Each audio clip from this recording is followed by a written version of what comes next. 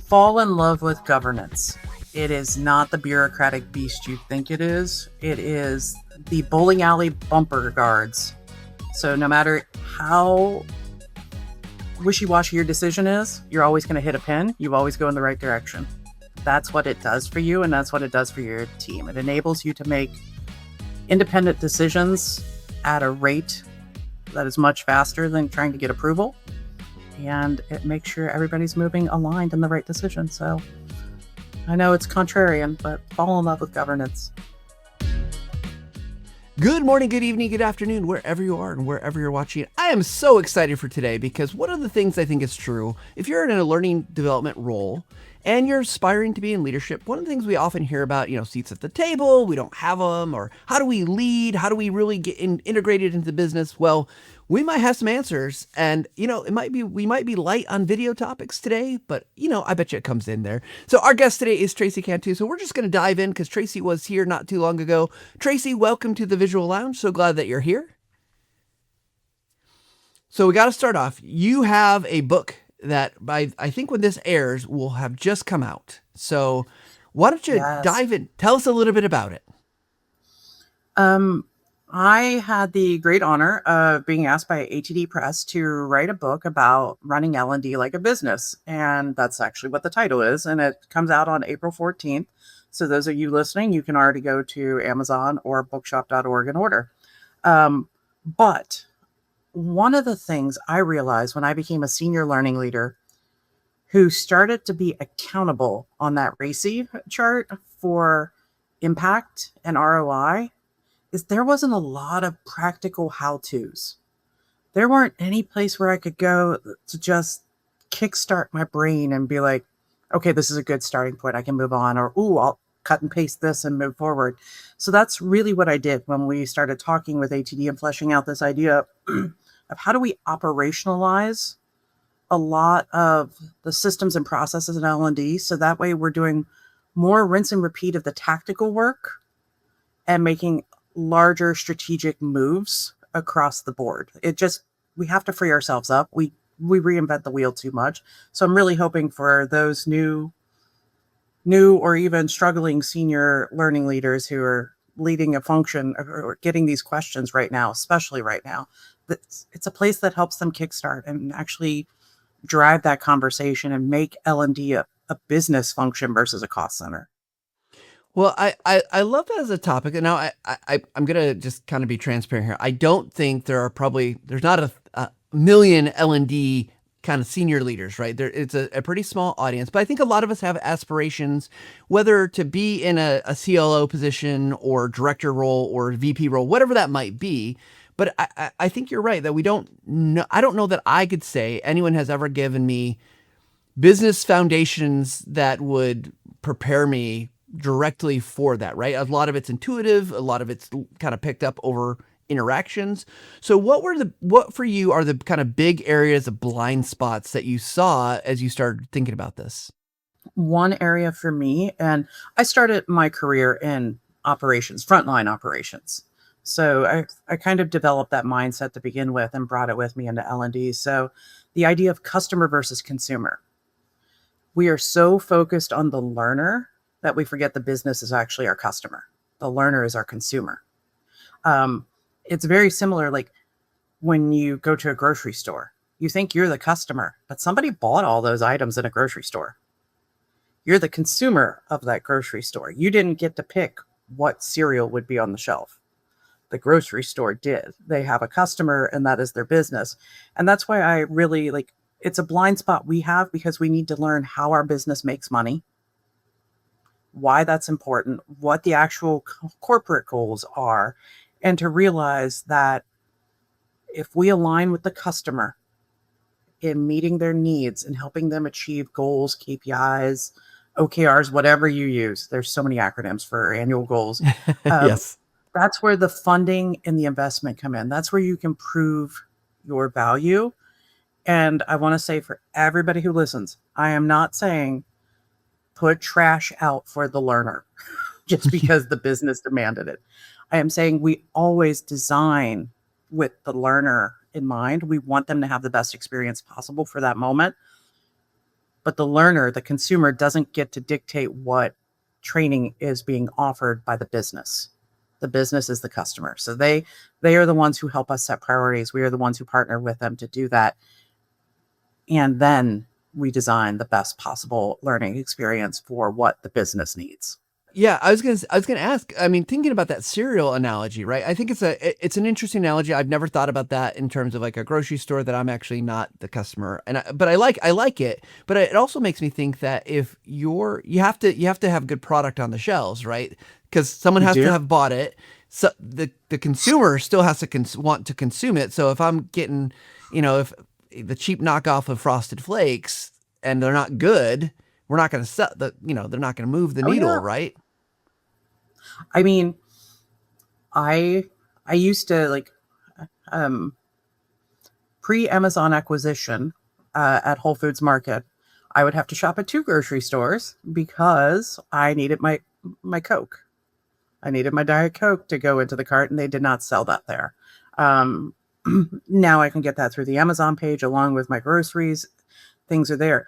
But you're absolutely right, and it is one of those things where the consumer can go elsewhere, and that's where we get shadow L&D departments, where we're not doing that. And actually, I think right now the business for a lot of people is being treated as the consumer, and they're growing shadow L&D departments. Like sales is feeling neglected. Nobody's Mm. paying any attention to them. They put out 3 product lines, and their salespeople can't even speak to 2 of them because there's no training. They're having all of these issues. But yeah, I kind of joke that it's business first, learner always. Because yeah, your consumer can go elsewhere. They can go to LinkedIn Learning, they can go to YouTube, they can do other things. But also, and I say this with the utmost love in my heart because I am not an instructional designer, but I know what the lift is and I know how heavy it is. When I want a recipe on the internet, I don't want to read a life story. I just need the recipe. So sometimes we have to realize they just need a job aid. They just need a short form video to teach them how to get through the point. They don't need a 30-minute e-learning with amazing interactions and just mind-blowing features. There is such a thing as overkill. Like, so just putting that out there. There is still balance with the consumer because sometimes the consumer does not want flashy and sparkly. They want functional and practical. Yeah, it makes me think of wasting my time this morning scrolling through some shorts videos and stuff like that, and they start the video and they kind of hook you, and then they hook you again, but then they never quite tell you the thing. It's like, no, what is the answer to the thing that you posed? Like, I just want to Yes. know. So I mean that makes total sense. It does make me think, and obviously our world is shifting like rapidly around us in terms of technology with AI, and obviously lots happening there. And I don't mean to have I mean, I think every conversation is an AI conversation at this point right now. So I'm curious from what you just said though, because of shadow kind of learning opportunities, what should a senior learning role be thinking about in terms of how AI is and should be being used to augment or to enhance or to replace, in some cases, what their learning teams are capable of, or adding to. And again, I want to just say, because I know this is a hot topic, I am very Yeah. pro human. Like, I love humans. I want humans to be successful.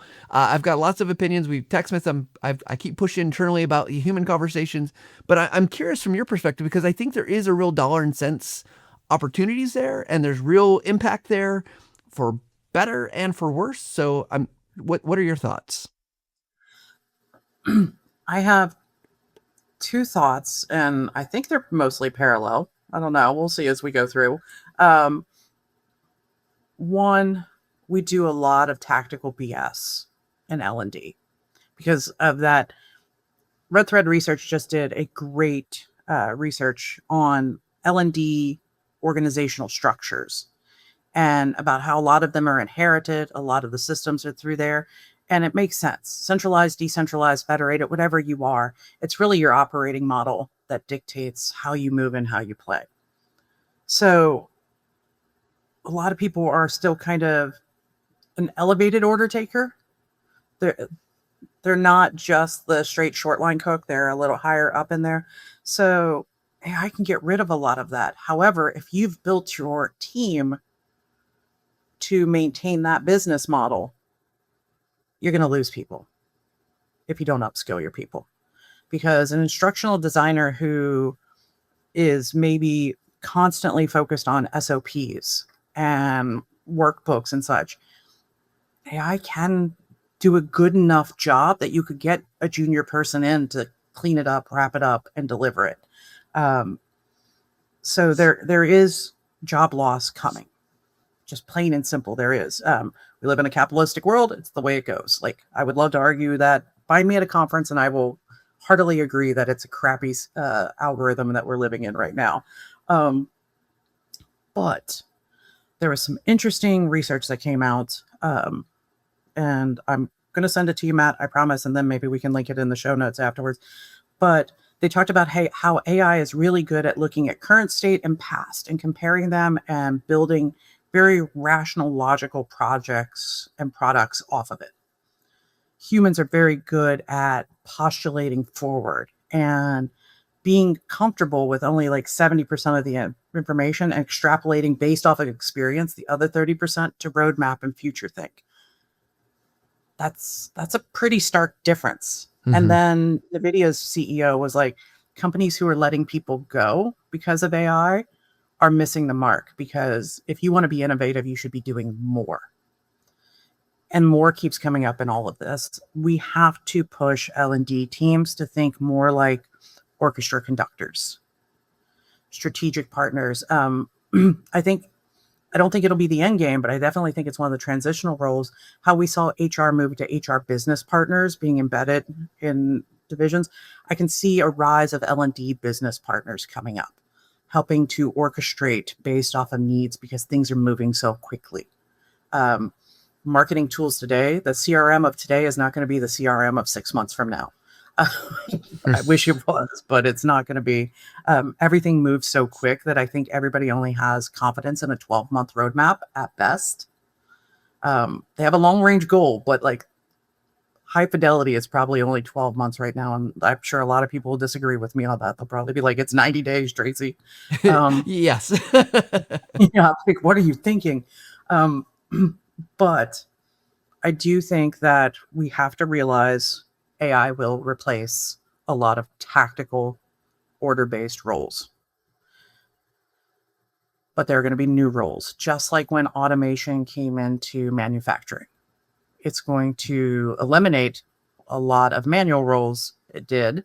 And it opened up a lot of technical and more strategic roles and more systems-based roles. And we're really at that crux. And it's painful. It absolutely is painful. And we live in an era where we really have to self-fund our own skill development because we don't have federal retraining and such like that. So, like, I get it. It's painful. Everybody has AI hate because it's nipping at our heels. But even a cruise ship turns. Yeah, for sure. Well, I appreciate that perspective because I do think, and you know, I have a lot of people on here who have talked about the practicality of AI, using AI in video. Donald Taylor was on recently with his global sentiment survey. If you've probably read that, and you know, it's interesting that even what he is saying is that, look, we've got to stop maybe being focused so much just on the content as L&D and focus on the, you know, much more on those greater outcomes. And I do think that's what I'm hearing here as well, is that as a business leader, you should be worried about those outcomes already. But then when you look down your line of business operations saying, how do we get past just saying, we're going to create a PowerPoint or a course? Let me ask you this question, because I really do want to know, senior leaders, should they, learning senior leaders particularly, do they care if it's a storyline course, a video? Do they care about the end outcome, or do they just care about the results? Hot take. I know. I'm going to artfully dodge this by saying instead they need to let go. Let go of the wheel so tightly that you're white knuckled and saying, this is the way we drive. Because we have competent teams across the business who, with the right tools, and yep, I'm going to plug y'all here. TechSmith can make somebody with no skill be confident and capable in a short runway. The the SMEs can create their job aids. They can do their own short form videos. We don't need to do that. There are so many in the moment needs that we get focused and swamped because we're not managing our team and our intake like a portfolio and being like, I'm going to focus on the high investment pieces. And I think maybe I am coming back around to it. It's the outcome and the means. Yeah, we have to do both, but we have to focus first and prioritize our focus, because if everything is important, nothing is important. And as things go down in importance, we need to empower other people to self-serve or automate. Like, we've got to figure that out. We can't keep doing everything. So, but honestly, as a learner, I don't care what it is. I don't care the format. I just need my information and I need to get it. And sometimes I will read a 400-page book, and other times I will put a 90-second video on 1.75 speed just to get to the point. It's all about gaining the information when I need it and preparing myself to do my job the best way possible. So yeah, we have to go in, we have to be enablers, and I think we have to let go to do that. Yeah. Well, I appreciate the plug, but also it makes me think, in we have our research study, and we haven't updated it since 2024, but one of the things that was in there, it looked at why people selected the length of videos that they prefer, which was really fascinating, because like a bunch of people were like 10 to 19 minutes, like these really long videos, when everything in society has said videos should be shorter and shorter. People want like 30 seconds. And it was interesting when you dig into why they said that, though, because when people wanted to like really understand something, they wanted to go deep on something, they wanted depth, right? And I think that speaks to that 400-page book. If you're like, I really want to understand a subject, you're going to read a 400-page book. But everything about compliance, everyone's like, as short as possible. Please, just like, yeah, you need to Yes. know, but it's like, is it going to change the outcome of what I do day to day? Maybe not.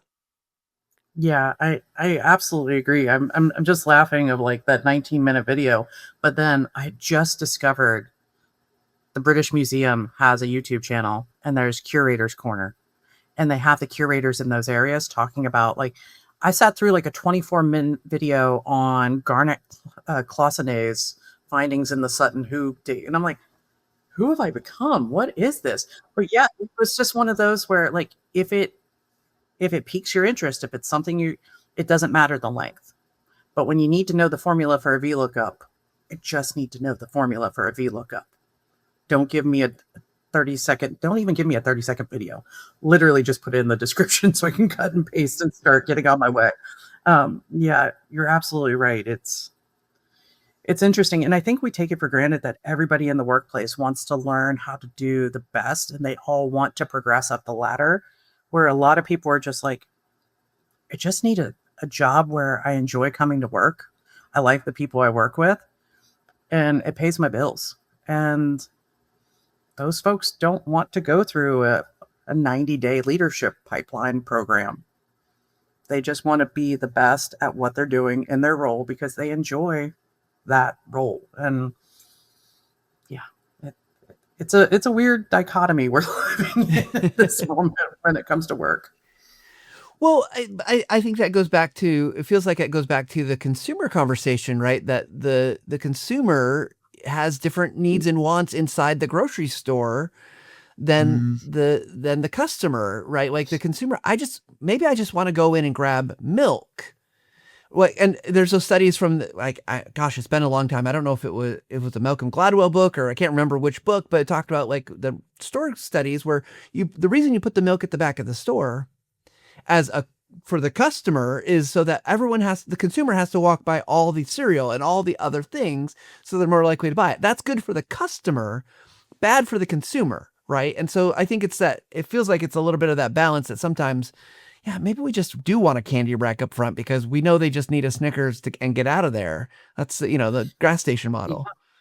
And yeah, that's why gas stations and convenience stores have such a market, because it is. You come in, you get a little beverage, and you get excited. I remember at my home back in Austin, an organic, like, it's called the Bread Basket gas station, and they had like organic products in there. Like I could literally just go, and I was like, "Oh, you did your market demographics." Like I don't have to go up to the two major grocery chains. That's going to take me like 15 minutes to get to. I'm literally just walking to the front of my neighborhood going, "Ch-ch," and I've got the milk and the spaghetti sauce I needed to make dinner tonight. You're absolutely right. And sometimes like a learner just wants a job aid. I mean, how many times have we seen the post-it notes on monitors and somebody just all of a sudden be like, "Hey, how do I do this?" "Oh, here, like Yep. this is what you need to get it done." And Dave's post-it notes are a gold mine. Like he's got all the stuff, and that's learning.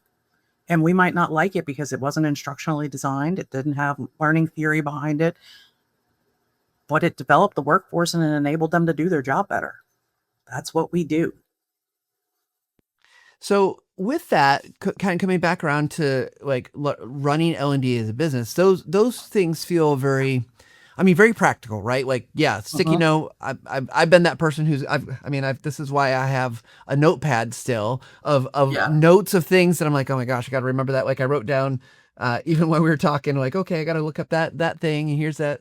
Um, but from a learning perspective, it's got to feel very daunting to be able to say, like, yeah, we gave someone a sticky note, or being maybe a little hyperbolic Yeah. here. But like, I gave you a sticky note, and all of a sudden that gets measured back up onto impact, right? Like, because as a learning leader, that sounds like that's kind of a key. Is I need to be able to show that you learners are doing better, and the value investment time was worth it for, you know, CLO, or Yep. president of the company, CEO, whatever. Someone seems to have to care about or want to care about their. Or maybe they Yep. don't even care about it. It's more like they're going to go down the line of their business organization, and say, "Hey, Tracie, what did you do?" And you have to be Exactly. accountable. Um, One of the things I think of, like we talk about in the book about intake, prioritization, building out your governance. And everybody thinks governance is bureaucracy. I promise y'all, it's not. It's beautiful. I love it. And it is a living being. Um, but going back to the thought of if everything's a priority, nothing is. And aligning with the business, really kind of managing your portfolio of learning. If I'm investing, I don't keep tossing money into things that are losing money. Like that's not a long-term strategy for my retirement goals. I move money around to ensure that I'm optimizing, and we kind of have to treat learning like that. So they want to know impact. You talk with the business, go to your stakeholders, and we talk about this in the book of just what are the business problems you're trying to solve? Not the learning problems. What are the Mm-hmm. business problems you're trying to solve? It's taking too long for our salespeople to get up to speed on our product line. Okay. And just go in and ask them those questions. Marketing, our interns cannot get a grasp on our go to market strategy. Like they say it's too complicated. Okay. Keep going around asking. We're not going to be able to solve all of them. We don't want to solve all of them, but we can come in and go back to that sales leader and go, okay, out of the four things you told me, two of them I think we can help you with. And here's how. The other two, um, Jeanette in HR was dealing with that exact same problem, and she's working on an RFP to get a software solution in. I'm going to connect the two of you. Being a connector, even when you can't solve the problem. But you go in and you help with those sales, especially ramp up. Like that's the biggest thing. Like we think of it as onboarding because we know the value of onboarding, but the business of how quickly can they ramp up to productivity. Um, Very different terminology of how we phrase it. But if we solve that, I once worked at a organization where they were rolling out a completely brand new onboarding. They partnered with finance because they were piloting it in three areas. And they're like, we're going to do this for 6 months. And we have a high 90-day turnover because it was a frontline organization. Like, we want to see if there's a difference and where that difference starts. And this one was an aha moment for me early in my career as a senior leader, because what they did was they looked at these 3 areas. They saw that when people got to 72% completion, 90-day retention increased. Hmm. So they didn't wait for anybody who completed the training. They found the point, the pivot point, because the data analytics team was able to help be like, oh, here's where, and that's where they were able to show the impact of the onboarding training. Because a lot of times people will be like, well, just because you complete a training doesn't mean we had that impact. Yeah, but if you get to a point where you're like, oh, it's 72%, 90-day retention went up 4% in all of these areas at minimum, versus 71% or lower where there was no improvement in retention. That's the impact of learning. And so what they were able to show is they improved ramp up speed. People were more proficient, were working through, and their main goal was retention, because hiring was such a drain on the budget. But then they were able to compare that to people who didn't have that training. And that retention in those 3 areas was like, oh God, it was double digits higher in 90 days. But they did it with just one thing first, just to prove a theory. And I think that's one of the things, like, and I know I'm going to get this feedback from this book, is like, I can't do this. Mm-hmm. Don't do all of it. Pick 1 or 2 things, or pick one partner to try a bunch of things on, like who's willing, like experiment, try. The business, especially right now, needs to see L&D as being flexible, being willing to experiment, to innovate, to move forward, to transform how they're working. Because there are a lot of negative L&D conversations going on within like the COO, CFO kind of world right now. And if we just lock in our heels and say like, I'm not willing, like I can't do all of this, just try. If it doesn't work, you're no worse off than you were when you started. But if it does work and you can make that business impact and you can tell that story, then you just rooted deeper into the business. It's going to be harder to remove L&D as your roots keep going deeper and deeper into the organization, because then you're seen as a workforce enabler. Like, Matt helps me get my problem solved. These sales folks didn't know crap about these other 2 product lines. He came in with some videos and like did a 2-hour webinar with everybody. We've had a 4% increase in sales closing calls since then. Okay, fabulous. Be damn right I'm putting that on a QBR, quarterly business review, when I go into the session that month. I'll be like, here's what I did. Like, and also, please, y'all, on this call, humble brag. L&D is too modest. Modesty does not get you funding. Brag. Brag like the sales guy. Brag like the marketing person. Brag. You're doing amazing work. Yeah. Well, we could talk for Tracie. I could talk to you for such a long time, but I want to end on that, because I think those are great words of advice and wisdom. And if I can add one thing to what you just said, brag about your colleagues. Do you see good things? Say good things. Yes. I just had the great opportunity to brag. I manage a small team, and now we're technically in a marketing department. I sent a message to my VP, and like, hey, they're killing it right now. If you can't see that, we need to talk. And I would just add, brag about your colleagues, brag about your teammates, because people are out there doing great things, and we are modest people, and that's good in many respects. This is not one of them. Yeah, this is not one. If you're uncomfortable talking about yourself, talk about your peers. Yeah, that's like a really good one. But yeah, always show up with some gold stars to discuss. Yeah. Well, Tracie, you are killing it, by the way. Excited to get my hands on the book. Excited to have you here. Normally we do speed round questions, but I think we're going to end it where it is, because I think what you said was so just profound and important. I do want to ask you, Tracie, so if people want to connect with you, they want to get the book, where should they go? Absolutely. You can always find me on LinkedIn under Tracie Cantu. You can also go, and thank you, JD, for this idea, but TracieWroteAbook.com. It will take you to that page. But also my consulting firm is on yourclo.net. You can find me there and you can link out to it and you can buy the book or book time to talk. We can chat it up or you can see how we can help. We're always there.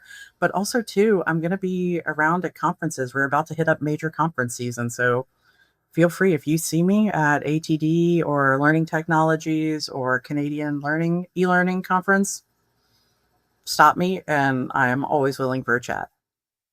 Fantastic. Well, I should have prepped you for this, but we got talking earlier that I didn't. It's always the final take where we ask our guests to give a, either summary or hot take. That's something they didn't say that they wish they would have said. So, Tracie, what is your final take? Fall in love with governance. It is not the bureaucratic beast you think it is. It is the bowling alley bumper guards.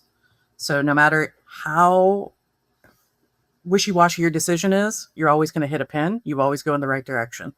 That's what it does for you, and that's what it does for your team. It enables you to make independent decisions at a rate that is much faster than trying to get approval, and it makes sure everybody's moving aligned in the right decision. So I know it's contrarian, but fall in love with governance. And we will try. Well, Tracie, thank you so much. Thank you so much for joining me in the Visual Lounge. Yeah, thank you. Thank you for having me. You bet.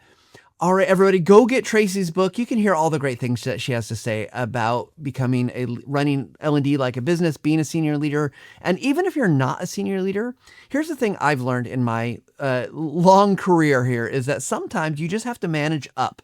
And so you might have a senior leader who needs your guidance and insights, and you don't have to be the senior leader to have good input and good advice and good opportunities to help the business, because that's going to help everybody in your department. It's going to help your organization, and that's going to be something that you can hang your hat on and have, good things to brag about. So with that said, of course, we love talking about video and images around here. So go techsmith.com, check out some of the stuff. We got a lot of new stuff. If you haven't checked out Snagit recently, you haven't checked out Audiate. I also want to say, if you're a Camtasia user, you got Camtasia, you also get access to Audiate. You get text-based editing, free transcription, and that just comes along with Camtasia.